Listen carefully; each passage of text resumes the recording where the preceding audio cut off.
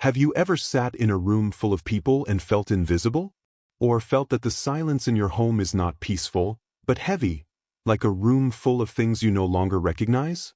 That quiet ache has a name: loneliness. It's not simply being alone. It's the feeling of not being understood, not having someone to share the small moments with, and yes, sometimes it grows slowly until you hardly recognize it. Today we're going to talk about the truths people rarely say out loud.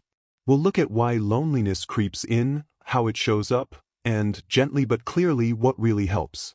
This is for seniors, for families, for friends, anyone who wants to understand how to make later life warmer, kinder, and more connected. Point 1. Loneliness is more common than it appears. Loneliness wears a polite face. Many older people live lives that look busy and orderly on the outside: organized meals, tidy homes, family visits at holidays, but behind closed doors there can be a different story. You might be surprised how many seniors keep their true feelings to themselves.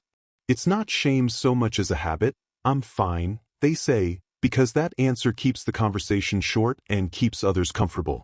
Imagine Margaret. At 72, she tends a small garden, writes a postcard to a niece once a month, and attends church monthly. Her neighbors greet her cheerfully. Yet after dinner she sits by the window with a cup of tea and thinks about the conversations she used to have with her husband. Those memories are warm but painful. They remind her of what's missing. Margaret doesn't want to bother anyone, so she keeps those feelings tucked away. If that sounds familiar, it's important to say, you are not alone. This feeling is shared by many people of every background. The first truth is simply recognition. Naming loneliness makes it less mysterious and less shameful. When we acknowledge it, it becomes something we can act upon. Point 2. Loneliness is about connection, not crowd size. One common misconception is that being lonely means living alone. Not true.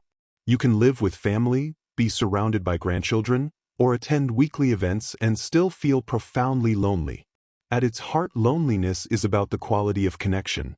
Whether there's someone who really listens, remembers the small things about you, and values your stories. Consider James, 68, who moved in with his daughter's family after surgery. The house is noisy and full of activity. He adores his grandchildren. Yet he longs for a friend who remembers his old fishing stories, someone who understands the jokes and the long-shared history only a peer can hold. The grandchildren ask about cartoons. The family's concerns are practical, loving, but different. That gap, between presence and true understanding, creates an emotional emptiness. How do you check this for yourself? Ask, when did I last feel truly seen? Or, who do I talk to about things that matter to me? If the answers are slow to come, that's a place to start. Small moves, calling an old friend, joining a small group where people share similar memories, can change the feeling of being invisible into the experience of being known. Point 3. Loneliness quietly affects health and daily life. Loneliness isn't just an emotion. It shows up in our bodies and in our habits. People who feel lonely often report worse sleep, less energy, and lower motivation to keep up with healthy routines. Over time, these daily changes can affect physical and mental health. Think of Clara, 75, whose doctor noticed her blood pressure creeping up. At first they talked about diet and exercise, and those were part of it. But what opened the door was a simple question from the doctor: who do you spend time with each week? Clara paused and then said, "I mostly keep to myself."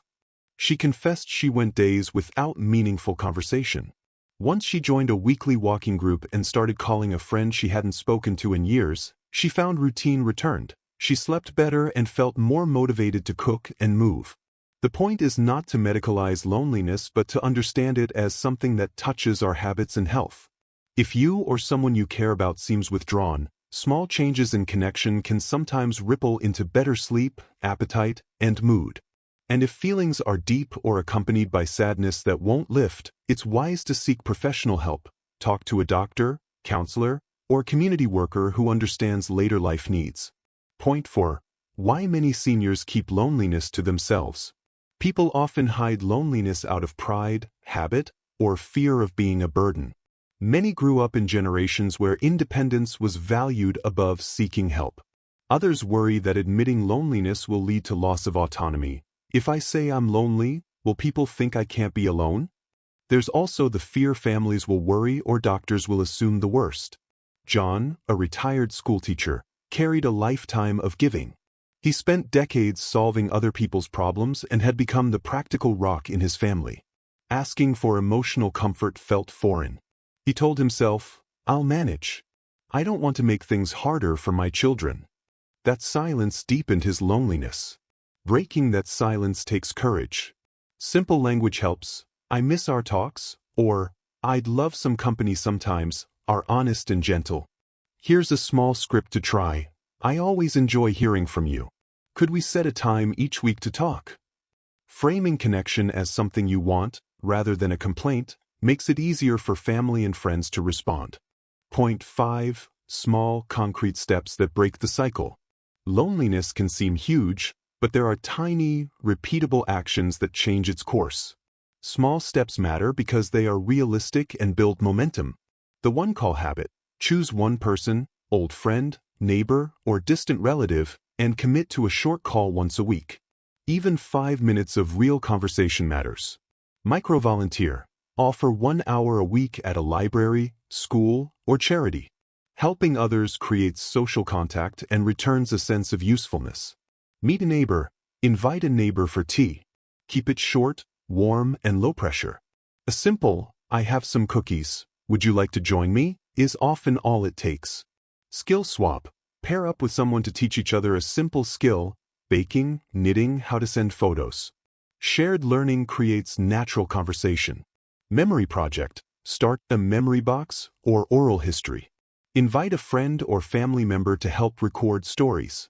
This creates moments of shared meaning and reconnects you to identity.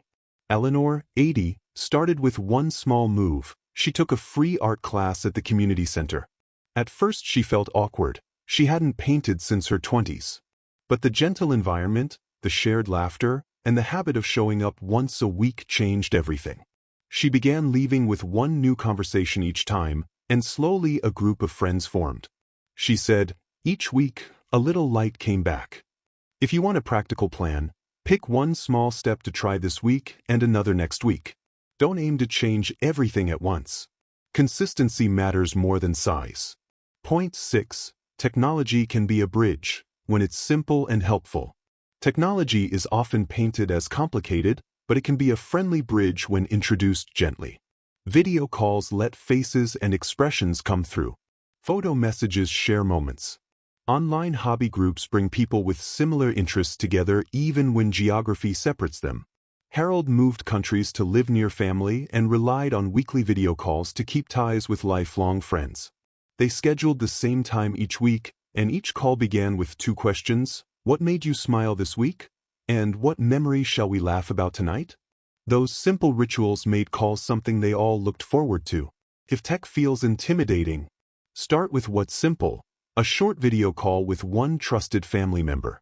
Ask younger family members or local volunteers to show you basic steps and write them down. Use one app at a time. Don't try to learn everything in one day. Join moderated online groups that match your interests: books, gardening, music, so conversations are natural. Technology isn't a replacement for in-person touch, but it keeps friendships alive across distance and can rekindle old connections. Point 7. Purpose and meaning are powerful antidotes. True connection is often tied to feeling that life still matters. Purpose doesn't have to be grand. It can be small commitments that align with your strengths and values: mentoring a younger person, tending a community garden, writing letters, or simply being the elder who remembers family stories. A man who began volunteering at the local library said something simple: "I used to think my days had ended when I stopped working. When I shelved books and helped a child find a story, I felt useful again." That usefulness wasn't about productivity so much as being valued.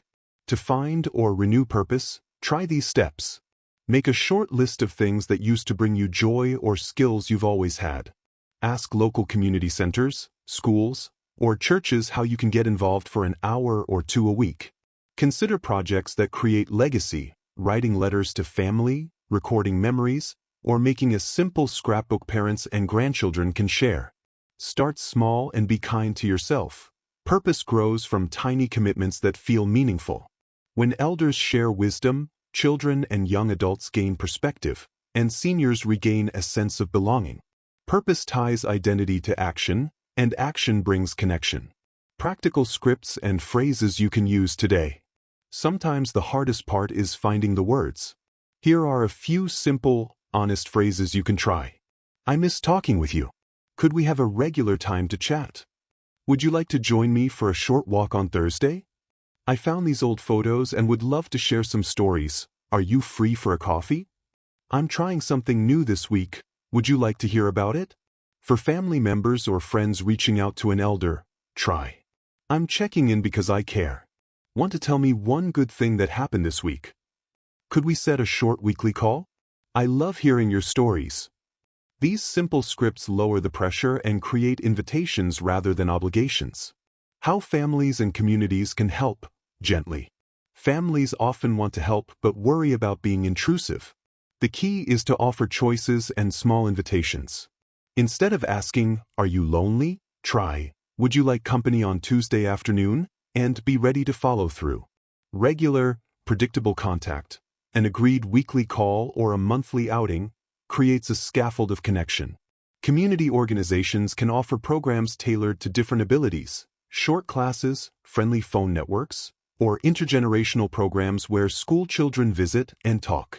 Local libraries, churches, and community centers often have hidden gems. Ask what's available.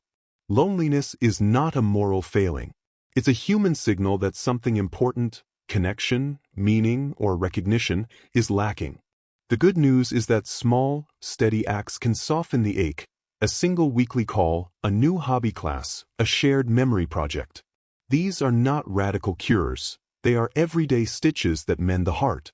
If this video touched you, please share one thing you learned or one step you'll try in the comments below. Your words can encourage someone else to take a tiny, brave step. If you're watching and feeling lonely, consider calling one person right now. Even a short message can begin a change. If this message helped, please like and subscribe for more gentle, practical conversations about aging with dignity and joy.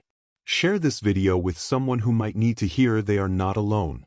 Together we can make later life warmer, kinder, and full of real connection. Thank you for listening, and thank you for caring.